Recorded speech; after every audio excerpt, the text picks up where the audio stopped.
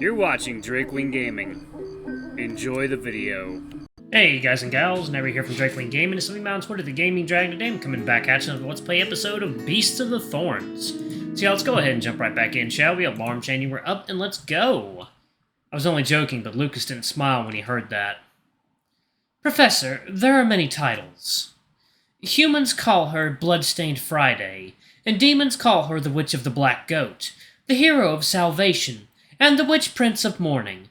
Yet in rational astrology, she is known as the Star of Disaster, the star that signals war and turmoil. I don't know why, but whenever her green meteor appears in the sky, disaster is sure to follow. Although she is a hero who saved her country, heroes should not raise their swords in times of peace. The professor feels great remorse for his impulsiveness. Okay, was it right there? Yes, it was. Okay. Alright, all good, y'all. Okay. Her last flight in the sky was 75 years ago on Friday the 13th. The radical human religious organization Witchhammer launched a terrorist attack on a small town in the outskirts of the South, where 100 perpetrators were taught the lesson of internal and external reversal, resulting in an extremely gruesome scene. That incident is known on the human side as the Bloody Friday incident, and the professor is known as Bloody Friday because of it. At that time, the federal government deemed the teaching to be an act of self-defense, so they didn't dare to convict the great demon. But the professor actually appeared in the sky again. Maybe nothing big will happen this time. That's just flying in the air, after all. I sincerely hope so. Again, do you believe in rational astrology? It doesn't feel very scientific. Rational astrology is a cross-disciplinary discipline. Don't underestimate it. Its prediction model is incredibly accurate, not comparable to a human trend prediction or risk assessment. You should also know that many times in history, the turning point that determines what the future holds is usually just the words and actions of one person. A butterfly wing can stir up a storm, let alone a professor. Now, the professor is calm, but as a result, she becomes a bit melancholic. What do you mean? Lucas sighed. You also come and help, right? When Lucas finally found the wine he was looking for, he took out 2 trays, filled them with glasses, poured the wine, and signaled for me to help him with one. Then he carried the other tray by himself, walked over to the door of the professor's study, and knocked on it with his free hand.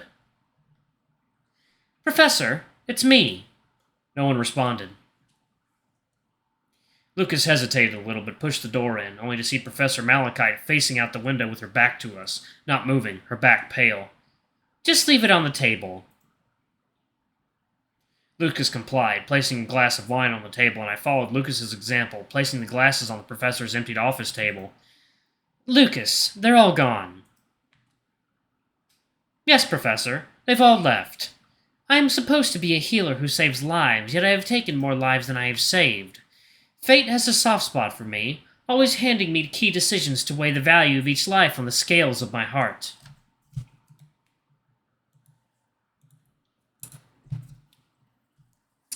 I've won many battles. I've lost many battles. I've killed many heroes, and in the end I've become one. The demons say I have accomplished great things, defeating the greatest heroes of mankind. Defeated Espagne the Witch Prince, Fitzroy the Man, Sinhelm the Calculating, Georgia the Gambler, and Margarita the Rebel Virgin. Fitzroy the Man? That's a weird name. Is he just a dude? But I'm just a killer. The glasses of whiskey on the table suddenly spontaneously combusted, one after the other. With the help of the high-purity alcohol, the whiskey burned with a dull, smoldering fire. It was the professor's sympathetic flame. She was honoring not only her dead comrades, but also her enemies. No life was meant to die on the battlefield. They were meant to live in a better world and have a better life. I've been warning everyone about the horrors of war for a long time, but they all thought it was the ramblings of an old woman, until the battlefield was laid out at our doorstep. It was still me, the old woman, who used the enemy's blood to irrigate our homeland. In the end, everyone died, but I survived. It's nobody's fault, Professor. I remember Margarita, the rebel saint. I tore her lover apart in front of her, turning her soul to dust in hell. She was 16 years old. She naively thought she was blessed by the gods to fight for justice and devoted herself to training from a young age in order to drive us demons to extinction in exchange for eternal peace for mankind. She chased me for 10 years, and finally she and her followers disobeyed the royal order of the human king, infiltrated the Outer Realms and ambushed me, thinking that 10 years of her owning skills would make any difference. Her final expression before she died was why. She screamed with her soul torn apart, questioning why it had to be this way, why it had to be so cruel. And yet there was no soul left of her. The professor fell into a long silence, and at last she sighed softly. I'm not a hero. I'm just a disaster. Lucas and I were silent, not knowing what to say. The professor waved her hand, signaling us to leave, so we let the professor alone. This really weighs on my mind.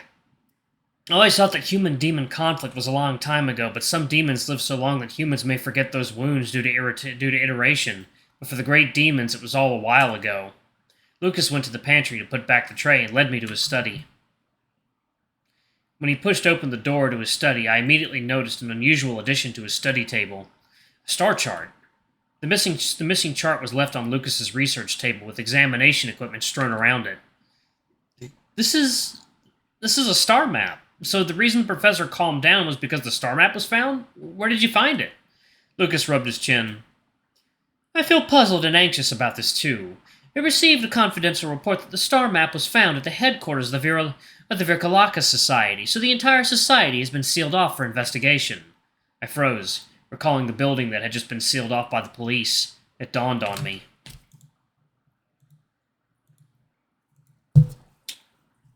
I'm afraid that the Virkalaka Society headquarters. That explains why Kia was able to show up at the scene before the professional media. She's working with the Virkalakas, so someone inside the club must have tipped her off.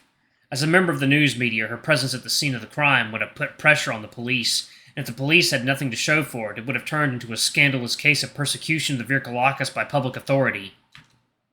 It will be very favorable for the social image of the Virkalakas. They'll be portrayed as volunteers against the unreasonable oppression of the government. But she was too late. By the time she arrived, the police had already completed their search, and worse still, they had stolen the artifacts of the heroes who had saved their country, which would have been a devastating blow to the reputation of the Virkalakas. We, who happened to be passing by, were then moved to anger by her, thinking that the Brotherhood had come to watch the show, hence the look of unbridled resentment in her eyes. So what Ostrom said is true.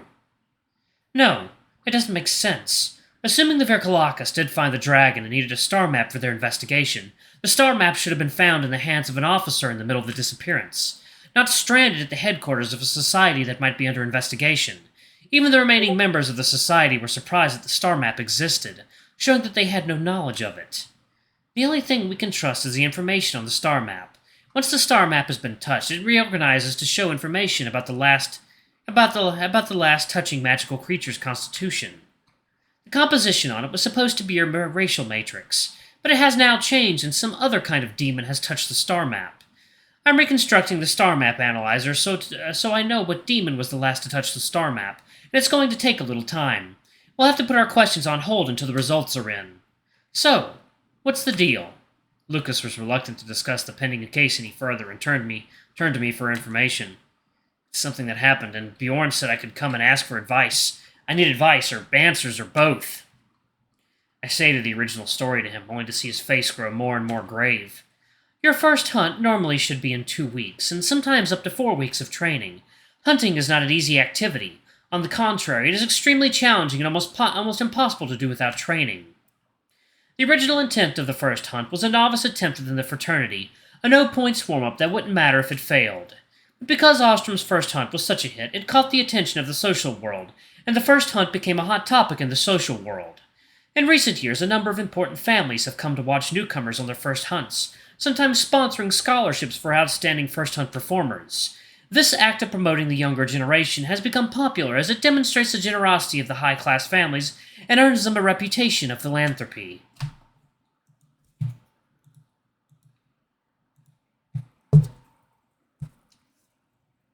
Hunting schedules become important if one is to excel in the first hunt. Newcomers are trying to get the longest training period possible before the first hunt, and they all want to have an important family to watch during the first hunt. The planning of the dates of the hunt is usually discussed and decided upon by the 9 team leaders and signed off on by the president. However, the president has the power to review the decisions of the team leaders. But the last time a president did so was half a century ago, so Ostrom's renewed exercise of this presidential prerogative certainly attracted the curiosity of the press.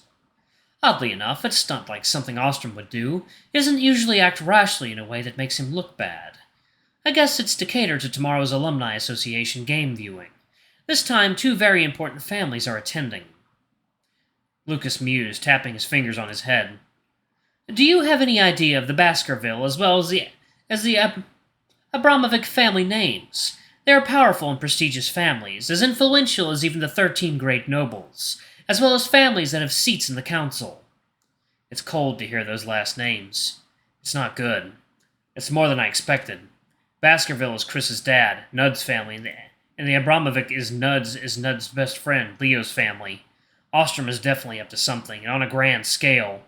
I grit my teeth. I have to trust Lucas. This is not something I can deal with. I take a deep breath to keep my voice from trembling. Chris is Nud's son. Which Nud? Nud Baskerville. Lucas's eyes are wide open. The official record has Nud dying without getting married, so Chris is... Nud's a legitimate child with a human. Chris is a human-demon hybrid. Lucas retracted his expression with restraint, but you could still see that he was in shock. Well, Chris does look a lot like Nud, but I would have thought he was a distant relative of sorts. After all, with the last name Alexandrowitz, which the local magical creatures don't have. He took his mother's name. That's clear. Lucas pressed his forehead with a headache and knocked on the table with his fingers. Ostrom will do anything to get what he wants. Lucas cursed the big wolf in unintelligible South Island language. Ostrom is planning a reconciliation between humans and demons. He believes that the future of demons is to reconcile with humans and to integrate into human society, and that if humans and demons spend time together, eventually the two sides will try to reach out and begin to understand and forgive each other.